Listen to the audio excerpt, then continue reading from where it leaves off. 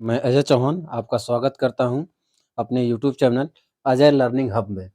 तो आज की इस वीडियो में हम कक्षा 10 की गणित का चैप्टर प्रायिकता जो लास्ट है उसको देखेंगे। और ये जो है कि प्रश्नावली 15.1 का ये तीसरा लेक्चर है। तो इसमें जो है क्वेश्चन नंबर 10 से आगे की वीडियो यानी कि सवाल नंबर 11 से हम शुरुआत करेंगे।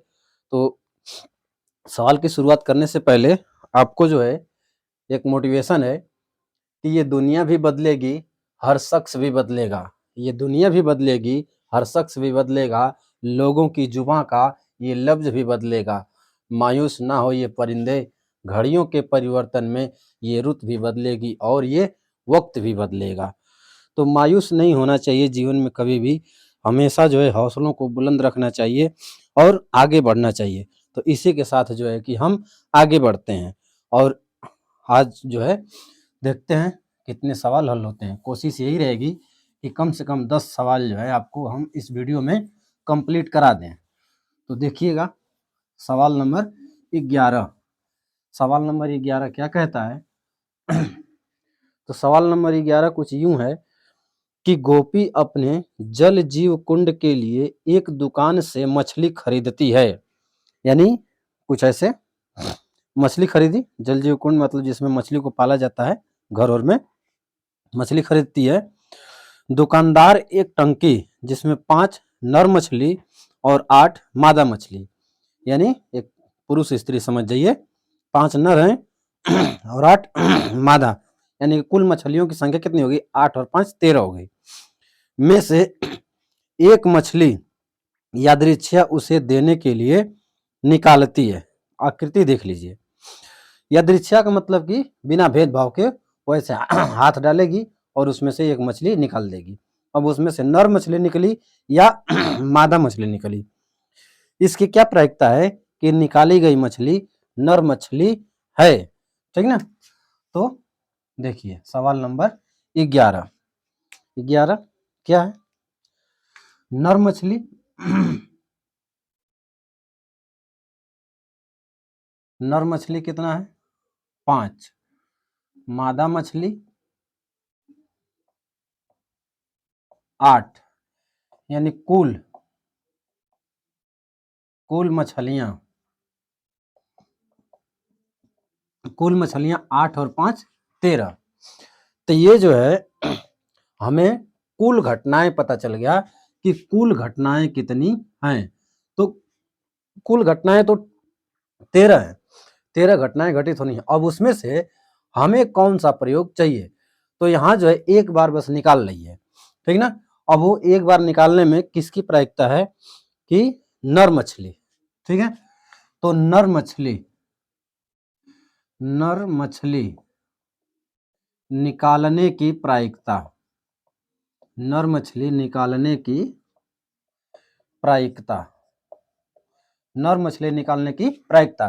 तो देखिए नर मछली की संख्या कितना है? 5 और टोटल संख्या है 13। तो 5/13 ये आपके सवाल का आंसर हो जाएगा। ठीक है? देखिए एक बार और समझिएगा। जल कुंड में, यानी हौदा समझिए या जो भी हो, जो भी पात्र हो, जो भी बर्तन हो, उसमें 5 नर मछली है और 8 मादा मछली है। यानी आप देख करके नहीं बता पाएंगे ऐसे कि कौन सी नर है कौन सी मादा है। और यानी कि कुल मछलियां जो है 8 और 5 13 मछलियां हैं। अब ऐसे हाथ डाल करके आपको एक मछली निकाल लेना है। तो एक मछली आप निकालेंगे तो इन 13 में से कोई भी निकल सकती है, चाहे वो नर हो या मादा हो। लेकिन हमें कौन सी चाहिए? हमें नर मछली चाहिए। तो नर मछली की संख्या कितनी है? 5। तो इसकी प्रायिकता हो जाएगी 5/13। ठीक है ना?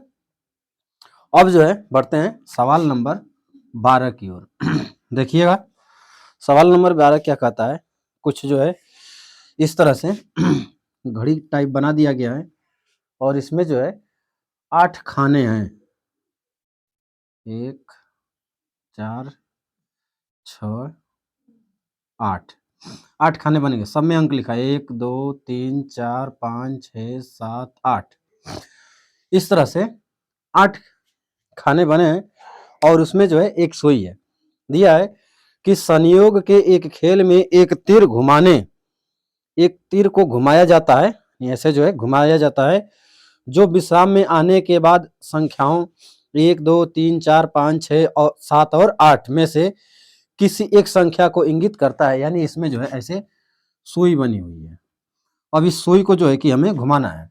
ऐसे मान लीजिए घुमा दिए, अब ये जो है कि ऐसे ऐसे घूमते घूमते घूमते घूमते मान लीजिए कि 3 पर आ गई, तो किसी पर भी आ सकती है। इन 8 संख्याओं में से किसी एक संख्या पर ही वो ठहरेगी। यदि ये सभी परिणाम समप्रायिक हों, समप्रायिक का मतलब कि कोई न कोई घटना अवश्य घटेगी, तो इसकी क्या प्रायिकता है कि यह तीर 8 मतलब इंगित करेगा 8 को। तो 8 देखिए तो एक ही जगह पर है, ठीक ना। तो पहला सवाल, कुल अंक,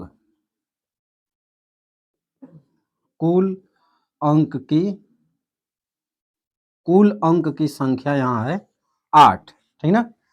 तो अंक अंक 8 आने की अंक 8 आने की प्रायिकता, अंक 8 आने की, तो अंक 8 केवल एक ही है, तो 1 और बटे में 8, तो 1 बटे में 8 ये आपका आंसर हो जाएगा, ठीक ना। इसके बाद आपका दूसरा, एक विषम संख्या को इंगित करे। तो देखिएगा दूसरा सवाल के लिए, दूसरा सवाल यानी कि विषम संख्या, तो कुल अंक तो कुल परिणाम तो इतना 8 आएगा। अब विषम संख्या, ठीक ना, विषम विषम संख्या, तो विषम संख्या इसमें है 1, 3, 5, 7, ठीक ना। यानी नंबर्स ऑफ इवेंट कितना है, 4 है। नंबर्स ऑफ इवेंट यहाँ पर जो है कि घटना के अनुकूल परिणाम हमें कितने हैं, 4 हैं, ठीक ना। तो विषम अंक आने की प्रायिकता, विषम अंक आने की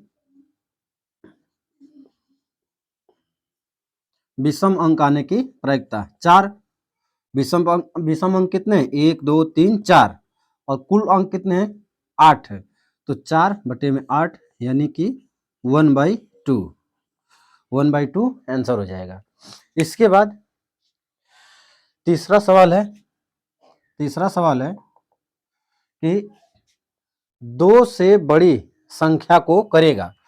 तो 2 से बड़ी संख्या, ठीक ना, 2 से बड़ी संख्या, तो 2 से बड़ी संख्या कितनी है, देखिए 2 से बड़ी संख्या 3, 4, 5, 6, 7 और 8, यानी यहाँ पर नंबर्स ऑफ इवेंट कितना है, 1, 2, 3, 4, 5, 6, 6 हो गया।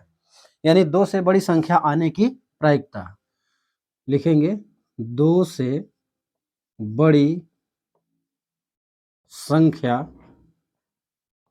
आने की प्रायिकता 6 बटे में 8, इसको कट कर देंगे तो आ जाएगा 3/4, 2 से कट कर देंगे, 2 3 6 और 2 चौको 8। तो इस तरह से तीसरा सवाल इसमें का कंप्लीट हुआ। एक सवाल है और कि 9 से छोटी संख्या को करेगा, तो इसको आप करिएगा, ठीक ना। तो देखिए 9 से छोटी, तो 9 से छोटी तो सब ही हैं, तो सब आ जाएंगे यहाँ पर, घटना जो है हमें सब मिल जाएगी 8, तो 8 बटे में 8, तो कितना, एक प्रायिकता उसकी आ जाएगी, ठीक है। इसके बाद जो है हम बढ़ते हैं प्रश्न संख्या 13 की ओर।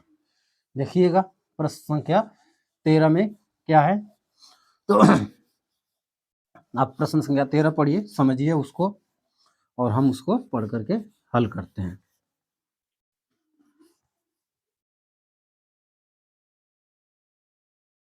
देखिए प्रश्न संख्या 13 है कि एक पासे को एक बार फेंका जाता है। पासा जो लूडो का जो छक्का होता है, ठीक ना, उसको हम पासा कहते हैं, डाइस, तो उसको एक बार फेंका गया, ठीक ना। तो निम्नलिखित को प्राप्त करने की प्रायिकता, तो देखिए पासे को, यहाँ क्वेश्चन नंबर कितना है, 13 है। पासे को एक बार एक बार फेंकने पर कुल संभव परिणाम, इसको जो है हम प्रतिदर्श समष्टि भी कहते हैं। तो ये जो है आप कक्षा 11 या 12 में आप पढ़ेंगे, ठीक ना, प्रतिदर्श समष्टि। तो उसको हम सैंपल स्पेस उसको कहते हैं।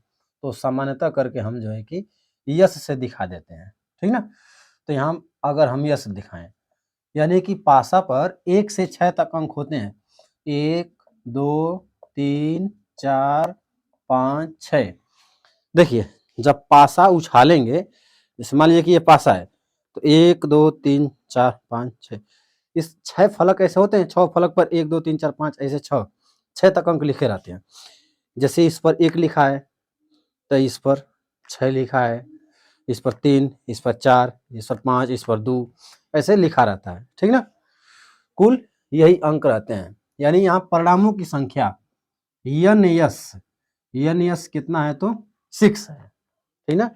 यानी कुल संभव परिणामों की संख्या जो है वो 6 है। अब पहला सवाल क्या कर रहा है, पहला सवाल ये है कि एक अभाज्य संख्या, यानी पासा फेंके तो एक अभाज्य संख्या मिले। तो अभाज्य संख्या देखिए कितना है, अभाज्य संख्या 2 है, 3 है, 5 है, ठीक ना। तो अभाज्य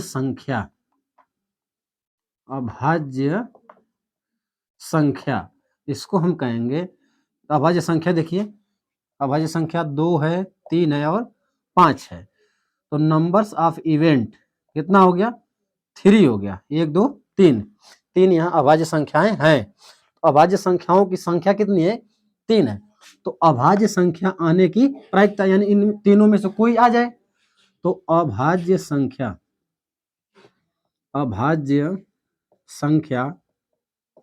आने की प्रायिकता 3/6 1/2, ये आपका आंसर हो गया। यानी अभाज्य संख्या आने की प्रायिकता क्या हो जाएगी, 1/2 हो जाएगी। इसके बाद हम देखते हैं इसका दूसरा प्रश्न। दूसरा प्रश्न क्या कहता है, दूसरा प्रश्न कुछ यूं है कि 2 और 6 के बीच स्थित कोई संख्या। तो देखिए 2 और 6 के बीच, तो 3 4 और 5, ठीक ना। तो 2 और 6 के बीच संख्याएं 3 4 5, ठीक ना। यानी यहां नंबर्स ऑफ इवेंट कितना हो जाएगा, तो 3 हो जाएगा, 1 2 3। 3 संख्याएं ऐसी हैं जो 2 और 6 के बीच में आएंगी, ठीक ना। तो 2 और 6 के बीच की संख्या, 2 और 6 के बीच की संख्या आने की प्रायिकता क्या हो जाएगा, 3/6 1/2। इसका भी आंसर हो जाएगा 1/2। इसके बाद आपका इसका तीसरा प्रश्न क्या कह रहा है, एक विषम संख्या। तो विषम संख्या देखिए, विषम संख्या क्या क्या है, 1 है, 3 है और 5 है। 1 है, 3 है, 5 है, यही तो विषम संख्या है। यानी यहाँ नंबर्स ऑफ इवेंट कितना हो जाएगा, तो यहाँ भी हो जाएगा 3। यानी हम लिखेंगे कि विषम संख्या आने की प्रायिकता कितना हो जाएगा, 3 और टोटल 6 1/2। तो इस तरह से करते हुए आपका 13 नंबर सवाल भी कंप्लीट हुआ। इसको पूरा आप नोट करिए। देखिए अब जो है हम चलते हैं सवाल नंबर 14 की ओर और देखते हैं 14 प्रश्न क्या कहता है। 14वां प्रश्न जो है वो आपका ताश के पत्ते पर है। तो ताश के पत्ते का एक हम सेपरेट वीडियो बनाए हैं, 8 मिनट का है, उसको पार्ट 1 के नाम से हम डाले हैं, उसको आप जा करके जरूर से देख लीजिए। दे रहा है कि 52 पत्तों की अच्छी प्रकार से फेंटी हुई एक गड्डी में से एक पत्ता निकाला जाता है। यानी 52 पत्ते होते हैं, तो ऐसे फेंट करके और उसमें से एक पत्ता हम निकाले। अब पत्ता कोई भी आ सकता है। निम्नलिखित को प्राप्त करने की प्रायिकता ज्ञात कीजिए। लाल रंग का बादशाह, ठीक ना। तो देखिए, ताश में 52 पत्ते होते हैं, जिसमें से 26 जो है वो ब्लैक होते हैं और 26 जो है रेड होते हैं। अब इनमें से जो है कि 13-13 का ग्रुप होता है, 13-13 का ग्रुप होता है। 13 जो है इसमें इसमें रेड वाले में, 13 वाले में 13 जो है ईंट के होते हैं और 13 जो है पान के होते हैं। और इसमें 13 जो है वो चिड़ी होते हैं और 13 जो है वो हुकुम होते हैं, ठीक ना। फिर इसमें एक पत्ता जो है वो बादशाह का होता है, एक पत्ता बादशाह, एक जो होता है वो बेगम और एक जो है वो होता है गुलाम। बादशाह, बेगम और गुलाम।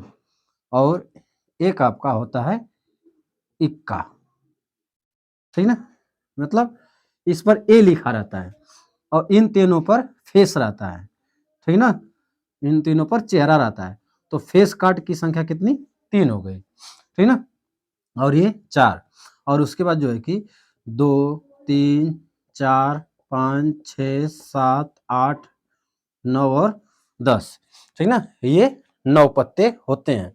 इसको दूड़ी तीड़ी, ठीक ना, चौका पंजा छक्का 7 8, ठीक ना। फिर जो है कि दाला नाला दाला, इस तरह से बोला जाता है। इक्का, ठीक ना, बादशाह बेगम गुलाम और इक्का ये होते हैं। तो देखिए, सब में चिड़ी का भी बादशाह रहेगा, चिड़ी की बेगम रहेगी, चिड़ी की गुलाम, चिड़ी का इक्का। उस तरह से हुकुम का भी, हुकुम का बादशाह, हुकुम का बेगम, हुकुम का गुलाम, हुकुम का इक्का। ईंट का भी, ईंट का बादशाह, ईंट का बेगम, ईंट का गुलाम, ईंट। पान का भी, पान का बादशाह, ठीक है। सबका जो है कि ये रहता है 13 13 13 13 ऐसे रहते हैं, ठीक ना। यानी कि 3 3 3 3 3 चौको 12, यानी 12 पत्ते जो है वो फेस कार्ड कहलाते हैं। 12 पत्ते ऐसे होते हैं जिस पर चेहरा होता है। और यानी बादशाह की संख्या, कुल पत्ता में अगर पूछेंगे, बादशाह की संख्या 4, बेगम की संख्या 4, गुलाम की संख्या 4, इक्का की संख्या 4। सवाल इन्हीं पर आते हैं। ध्यान आपको देना है कि किसका पूछ रहा है। तो हमसे पूछा क्या है? लाल रंग का बादशाह, ठीक ना। यानी यहां अगर हम प्रतिदर्श समष्टि की बात करेंगे, ठीक ना, यानी कि कुल, क्वेश्चन नंबर आपका क्या है? क्वेश्चन नंबर 14 है, 14। यानी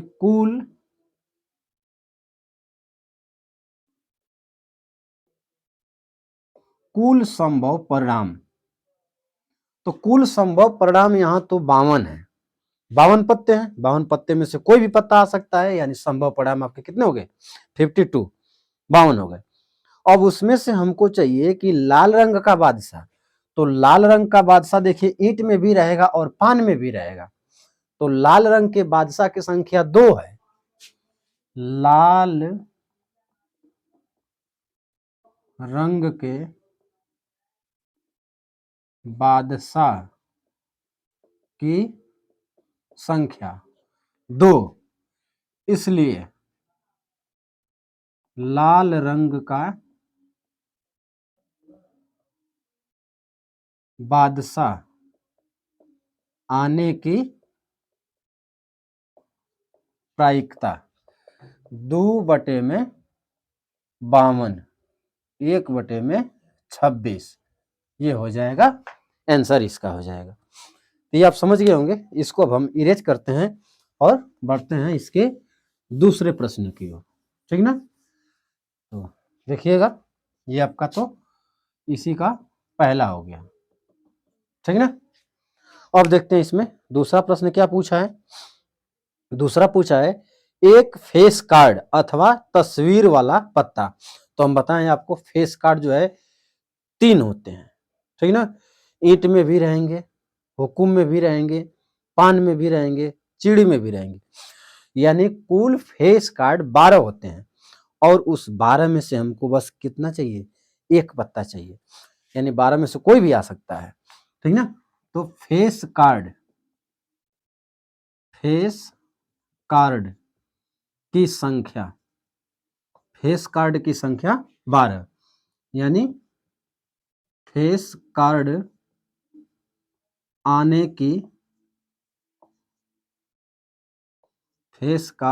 की प्रायिकता 12/52 हो जाएगा, ठीक ना। 4 से काट दीजिए, 4 3 12, 13 चौको 52, तो 3/13 हो जाएगा, ठीक है। 3/13। इसके बाद आपका तीसरा प्रश्न आता है। तीसरा प्रश्न, थर्ड। तीसरा प्रश्न क्या है, लाल रंग का तस्वीर वाला पत्ता। तो लाल रंग का तस्वीर वाला पत्ता कितना रहेगा, 3 रहेगा, ठीक ना। तो लाल रंग का तस्वीर वाला पत्ता कितना है, 3, है ना सब में। ओ सॉरी, क्या पूछ रहा है, लाल रंग का तस्वीर वाला ना, तो ये कितना रहेगा, 6 रहेगा, है ना। क्योंकि 3 पान के और 3 ईंट के, तो कितने हो गए, 6 पत्ते हो गए लाल रंग के फेस कार्ड, ठीक ना। तो लाल रंग का तस्वीर का पत्ता आने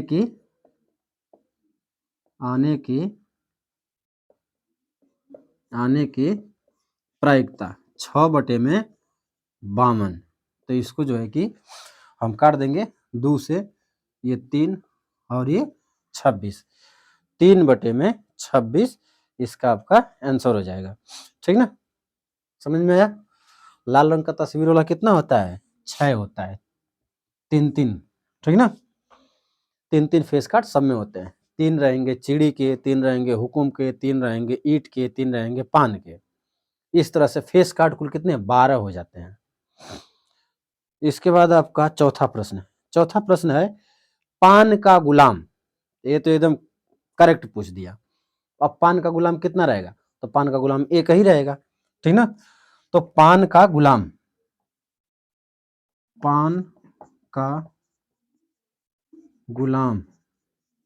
की संख्या, तो पान के गुलाम की संख्या एक ही है। तो पान का गुलाम आने की प्रायिकता, पान का गुलाम आने की प्रायिकता हो जाएगी 1/52 हो जाएगी। पान का गुलाम आने की प्रायिकता क्या हो जाएगी, 1/52, ठीक। इसके बाद पांचवा प्रश्न, हुकुम का पत्ता। तो हुकुम के पत्ते कितने होते हैं, तो हुकुम के पत्ते 13 होते हैं, ठीक ना। हुकुम के पत्ते आपके 13 होते हैं, ठीक ना। हुकुम का पत्ता यहां लिखेंगे, हुकुम के पत्ते की संख्या, हुकुम के पत्ते की संख्या 13। तो हुकुम का पत्ता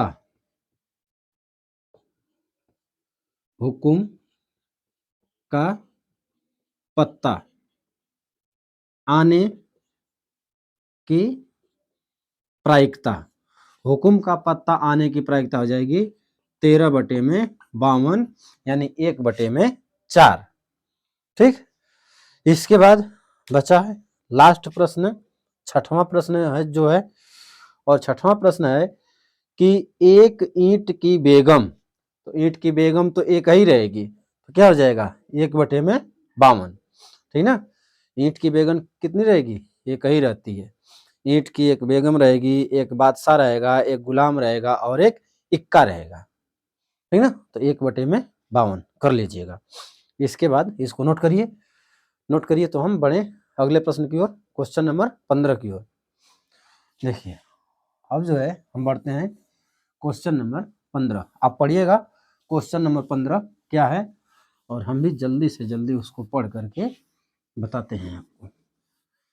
आपसे एक रिक्वेस्ट है कि आप वीडियो को ज़्यादा से ज़्यादा लोगों के पास शेयर करिए, क्योंकि बोर्ड का एग्ज़ाम आने वाला है और उसमें जो है हम मॉडल पेपर हल कराएंगे, ठीक ना। तो आपको ज़्यादा जो है कि लाभ मिलेगा। थोड़ा सा देख लेते हैं वीडियो सही चल रहा है कि नहीं। चलिए सही है। देखिएगा क्वेश्चन नंबर 15। देखिए 15वां प्रश्न ये है कि ताश के 5 पत्तों ईंट का दहला, गुलाम, बेगम, बादशाह और इक्का, यानी कौन कौन पत्ता है? दहला है, गुलाम, बेगम, बादशाह, इक्का, यानी कि इक्का, बादशाह, बेगम, गुलाम और एक हो गया दहला। तो ये 5 पत्ते हैं को पलटकर अच्छी प्रकार से फेंटा जाता है, फिर इनमें से यादृच्छा एक पत्ता निकाला जाता है, ठीक ना। यानी कुल पत्ता, कुल पत्ता कितना है? 5, ठीक ना। अब इसके बाद आपका सवाल नंबर फर्स्ट। सवाल नंबर फर्स्ट क्या कर रहा है कि इसकी क्या प्रायिकता है कि यह पत्ता एक बेगम है, ठीक ना। तो बेगम की संख्या कितनी है? 1 है, ठीक ना। तो बेगम आने की, बेगम आने की प्रायिकता, बेगम आने की प्रायिकता 1/5, ठीक ना। बेगम आने की प्रायिकता हो जाएगी 1/5 हो जाएगी। दूसरा है कि यदि बेगम बेगम निकल आती है तो उसे अलग रख दिया जाता है और एक अन्य पत्ता निकाला जाता है। यानी मान लीजिए कि अगर बेगम आ गई तो उसको बाहर कर दिया जाएगा। यानी पत्ते कितने बचे? 4। इसकी क्या प्रायिकता है कि दूसरा निकाला गया पत्ता एक इक्का है। यानी अगर बेगम आ गई है तो उसको हम निकाल दिए, ठीक ना। तो बेगम, बेगम के निकालने पर, बेगम के निकालने पर शेष पत्ते, शेष पत्ते कितने बच गए? 4। और इसके बाद हमें क्या चाहिए? इसके बाद हमको हमको चाहिए इक्का। तो इक्का तो उसमें है, इक्का है, बादशाह है, गुलाम है, दाला है। बेगम को हम निकाल दिए, बाहर कर दिए, पत्ते हो गए 4। तो इक्का, इक्का आने की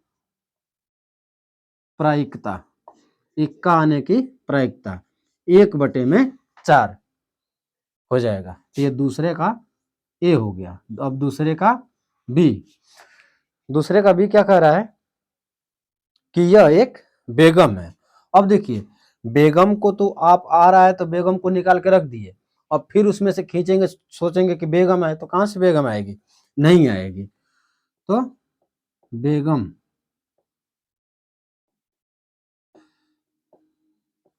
निकाल दी गई है, इसलिए बेगम आने की, बेगम आने की प्रायिकता 0/4 यानी 0। बेगम आने की प्रायिकता क्या हो जाएगी? 0 हो जाएगी, ठीक। तो इस प्रश्न को नोट करिएगा। बढ़ते हैं प्रश्न संख्या 16 की ओर। देखते हैं 16वां प्रश्न जो है क्या कहता है।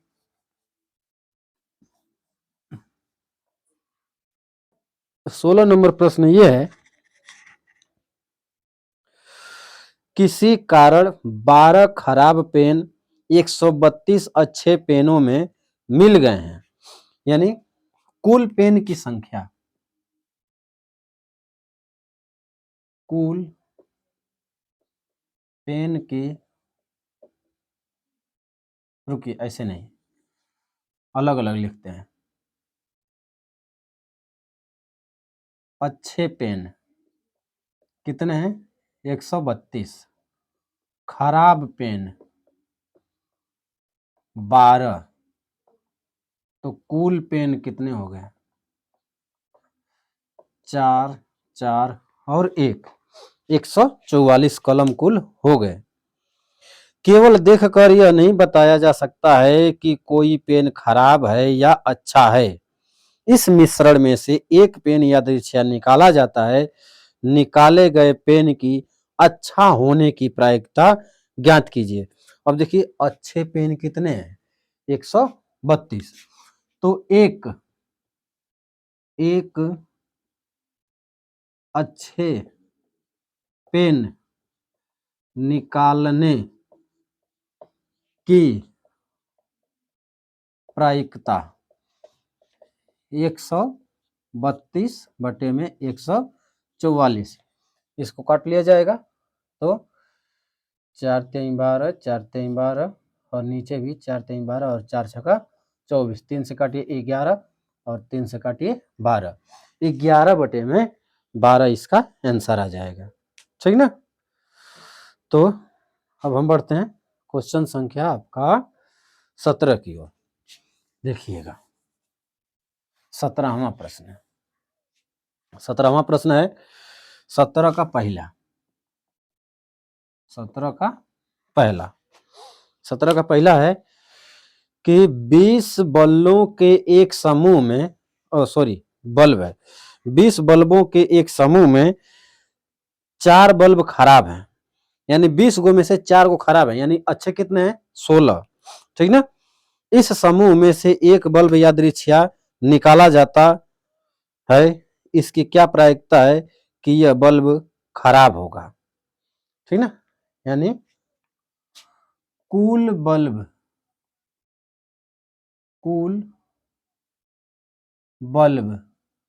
कितने हैं? 20। अब इसमें से खराब बल्ब कितने हैं? 4।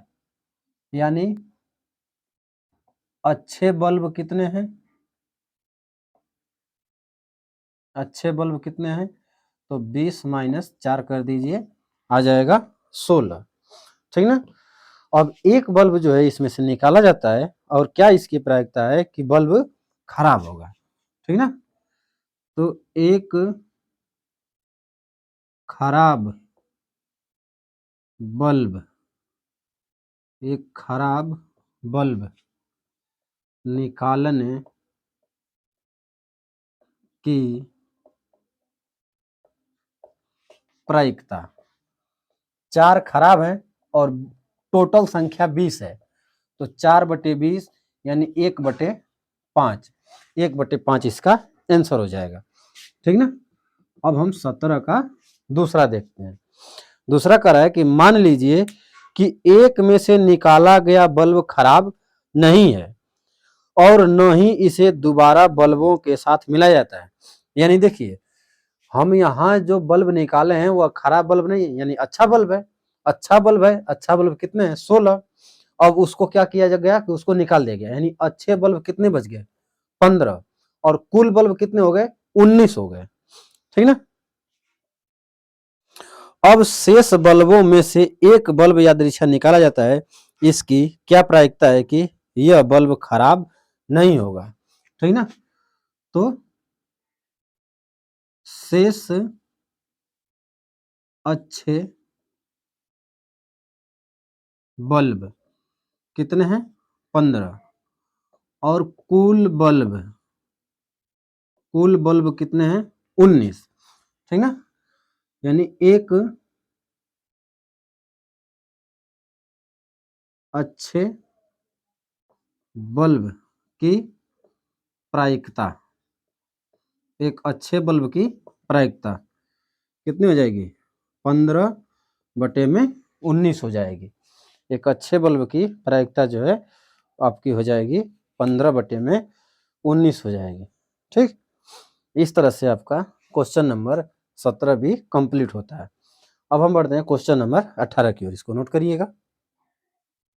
ठीक है। तो देखिए क्वेश्चन संख्या 18 आप पढ़िएगा और बताइएगा कि क्वेश्चन संख्या 18 क्या कह रहा है। 18 ये है कि एक पेटी में 90 डिस्क हैं जिन पर 1 से 90 तक की संख्याएं अंकित हैं।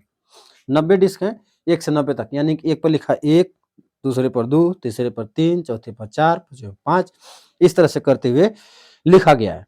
यदि इस पेटी में से एक डिस्क यादृच्छिया निकाली जाती है तो इसकी प्रायिकता ज्ञात कीजिए कि इस डिस्क पर अंकित होगी 2 अंकों की एक संख्या, एक पूर्ण वर्ग संख्या, 5 से विभाज्य एक संख्या। ठीक है, यानी कुल अंकों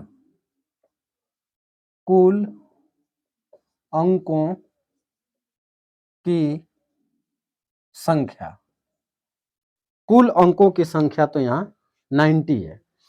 अब इसमें से अब हम देखते हैं पहला सवाल। पहला सवाल क्या है इसमें से कि 2 अंकों की एक संख्या, यानी 2 अंकों की संख्या, ठीक ना, 2 अंकों की संख्या कितनी होगी? तो देखिए 10 के बाद से 2 अंक हो जाएंगे, 10, 11, 12। जैसे देखिए पहले तो लिखा रहेगा 1, 2, 3, 4 ऐसे करते हुए, ठीक ना, 9, 10, 11, 12 इस तरह से करते हुए 89, 90 ऐसे लिखा है। तो 2 अंक कहाँ से बन रहे हैं? यहाँ से 10, 11, 12 इस तरह से करते हुए 90 तक बन रहे हैं। अब 2 अंक वाली संख्याएं कितनी हैं? तो हम क्या करेंगे कि 90 में से आप जो है कि 10 घटा दीजिए, कितना आ गया? 80, और इसमें 1 जोड़ दीजिए। क्यों? क्योंकि ये 10 भी इसमें शामिल है। तो कितना हो गया? 81। यानी 2 अंकों की संख्या, है ना, कितनी है? तो 81 है। तो 2 अंकों की संख्या आने की प्रायिकता, 2 अंकों की संख्या आने की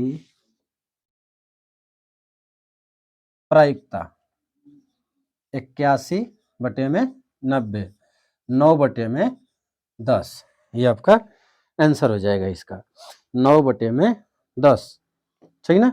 दूसरा प्रश्न है कि एक पूर्ण वर्ग संख्या, दूसरा प्रश्न, पूर्ण वर्ग संख्या। तो देखिए पूर्ण वर्ग संख्या कौन कौन है?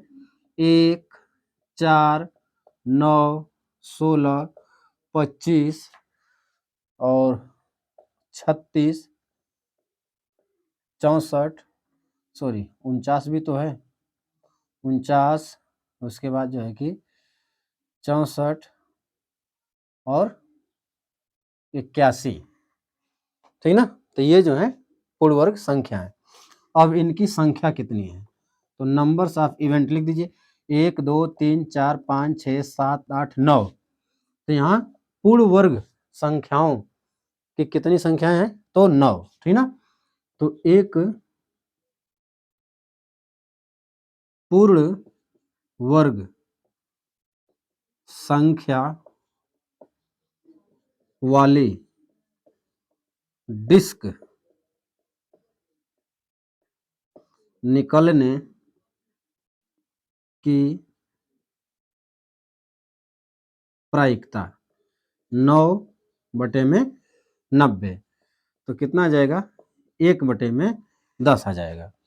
90 में से 9 है, ठीक है, तो 9/90, 9 से 9 को काट देंगे, 1/10 हो जाएगा। अब इसके बाद जो है कि हम बढ़ते हैं तीसरे प्रश्न की ओर। तीसरा प्रश्न है कि 5 से विभाज्य संख्या, तो 5 से विभाज्य संख्या, ठीक ना।